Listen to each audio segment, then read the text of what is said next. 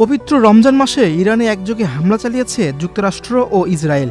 তাদের যৌথ হামলায় নিহত হয়েছেন দেশটির সর্বোচ্চ ধর্মীয় নেতা আয়াতুল্লাহ আলী খামেনি। হামলার আগে সেহেরি খেয়ে রোজা রেখেছিলেন আয়াতুল্লাহ আল খামেনি। রোজা অবস্থাতে তার মৃত্যু হয়েছে। এই হামলায় আয়াতুল্লাহ আলী খামেনি ছাড়াও তার মেয়ে, জামাই ও নাতি নিহত হয়েছেন। রবিবার ইরানি মিলিটারি নামের এক ফেসবুক পোস্টে বলা হয়, করোনা বা যে কোনো ভাইরাসের এগেইনস্টে ফাইট মানি ব্যাকট্রলের লেফট রাইট। ইরানের সর্বোচ্চ ধর্মীয় এই নেতা রোজা রেখেছিলেন এবং শত্রুদের মিথ্যাচারের বিপরীতে তার অবস্থান ছিল। তিনি তার অফিসে উপস্থিত ছিলেন, মাটির নিচে লুকিয়েছিলেন না। তিনি ইমাম হোসেনের মতো জীবনযাপন করেছিলেন এবং ইমাম হোসেনের মতোই শহীদ হয়েছেন। শনিবার ভোরে যখন ইসরায়েল ও যুক্তরাষ্ট্র যৌথভাবে ইরানে হামলা শুরু করে, তখন খামেনি তেহরানের একটি অত্যন্ত সুরক্ষিত গোপন স্থানে তার শীর্ষ উপদেষ্টাদের নিয়ে জরুরি বৈঠকে বসেছিলেন। বৈঠক চলাকালে হামলা চালায় যুক্তরাষ্ট্র ও ইসরায়েল।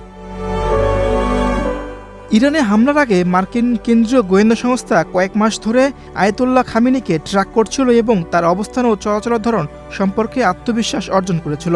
এরপর সংস্থাটি জানতে পারে যে শনিবার সকালে তেহরানের কেন্দ্রস্থলে লিডারশিপ কম্পাউন্ডের শীর্ষ ইরানি কর্মকর্তাদের একটি বৈঠক অনুষ্ঠিত হবে।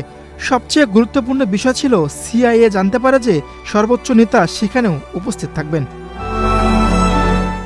সিদ্ধান্তের বিষয়ে অবগত কর্মকর্তাদের মতে, নতুন গোয়েন্দা তথ্যের সুযোগ নিতে যুক্তরাষ্ট্র ও ইসরায়েল তাদের আক্রমণের সময়সূচি পরিবর্তন করার সিদ্ধান্ত নেয়।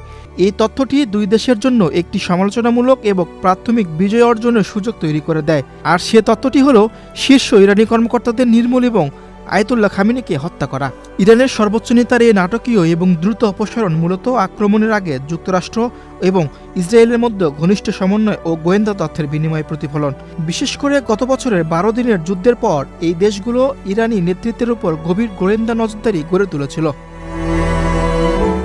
যুক্তরাষ্ট্র ও ইসরায়েলের যৌথ হামলায় ইরানের প্রতিরক্ষামন্ত্রী এবং সেনাপ্রধান সহ বেশ কয়েকজন উদ্ধত কর্মকর্তা সহ 40 জনের মৃত্যু হয়েছে। ইরানে একযোগে হামলার ঘটনায় ইসরায়েল ও মধ্যপ্রাচ্যে থাকা সব মার্কিন ঘাঁটিতে হামলা চালিয়েছে ইরান। ইসরায়েলের বেশ কয়েকটি গুরুত্বপূর্ণ স্থানে হামলা করতে সক্ষম হয়েছে ইরানের ক্ষেপণাস্ত্র। এছাড়াও মধ্যপ্রাচ্যে থাকা মার্কিন ঘাঁটিগুলো উড়িয়ে দিয়েছে ইরান। মধ্যপ্রাচ্যে থাকা মার্কিন ঘাঁটিগুলোতে একযোগে ইরানের হামলায় নাজেহাল যুক্তরাষ্ট্র। হামলার ভয়ে এসব ঘাঁটিতে থাকা মার্কিন সেনাদের সরিয়ে নিয়েছে দেশটি।